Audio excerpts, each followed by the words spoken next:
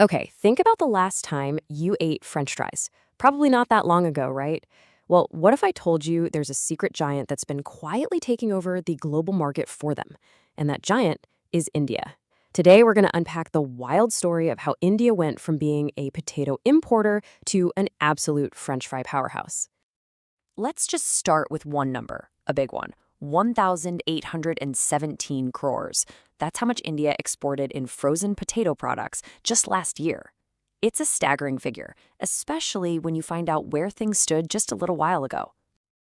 But here's what's really mind-blowing, the speed of this change. Look at this. Just 5 years back, exports were sitting at around 217 crores. Today, they've shot up by nearly 9 times. This isn't just growth, folks. This is a straight-up explosion. So you gotta ask, right? How did a country that used to literally import processed potatoes completely flip the script and become a major global supplier? That's the big question, and we are about to dig in and find the answer. So to really get how massive this turnaround is, we have to go back in time. Because this whole success story, it's really, really new. For most of its history, India wasn't even a player in this game. You know, it wasn't that long ago, just a couple of decades back, that India was actually buying processed potatoes from other countries. We're talking thousands of tons every single year, just to keep up with its own demand. India was a consumer, not a producer, on the world stage. And for the farmers on the ground, the ones actually growing the potatoes, well, the situation was often pretty grim. You had farmers in states like Bihar, Uttar Pradesh, and West Bengal who sometimes had to just dump their crops because taking them to market would have cost them more than they'd make. They were growing the wrong type of potato, and it was leading to heartbreaking waste and financial ruin. And that right there gets to the heart of the problem. See, not all potatoes are the same. The kind of table potatoes that were grown all over India are perfect for making subzi at home. But for making French fries on an industrial scale, they're just too watery, too sugary. You can't get that perfect, crispy, golden fry. What the industry needed was a completely different kind of potato. So what was the turning point? How did India get its hands on the right kind of potato? It all started with a brand new way of doing business that completely changed the game for farming in the region. The first seeds of this revolution were planted way back in 1998. That's when McCain Foods, the world's biggest name in frozen fries, first set up shop in India. By 2007, they opened a huge processing plant in Gujarat. And you can bet that got people's attention. Pretty soon, local Indian companies saw the opportunity and jumped right in. And these companies brought in a system that was an absolute game changer. Contract farming. Here's how it worked. Instead of farmers just growing potatoes and hoping for a good price at the market, the companies would agree on a price and quality beforehand. They'd provide the farmers with the right seeds, technical know-how, and, most importantly, a guaranteed buyer.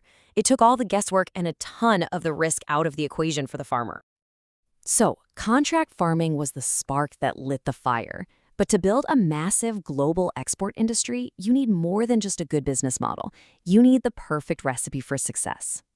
And it turns out the recipe for India's French fry boom really comes down to 4 key ingredients all working together. First, you need superior seed varieties. Second, the ideal climate to grow them in. Third, modern infrastructure. And finally, local scientific R&D to tie it all together.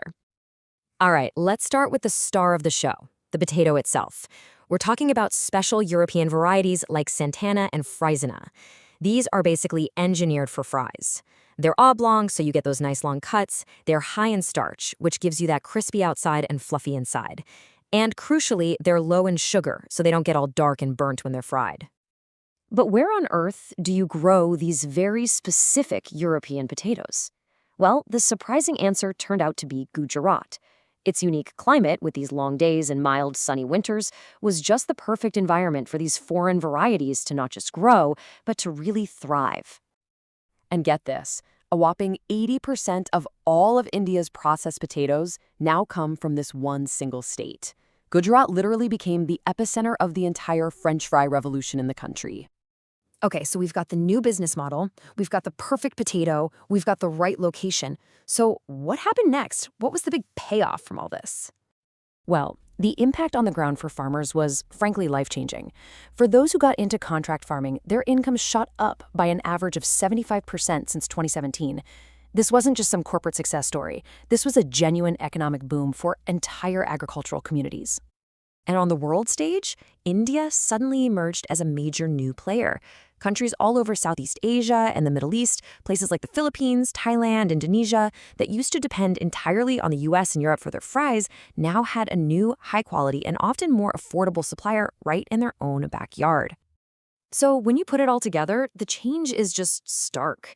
In the past, India was a net importer, struggling with the wrong crops and farmers in debt. But today, it's a major global exporter, driven by technology, specialized potatoes, and a revolutionary new way of farming.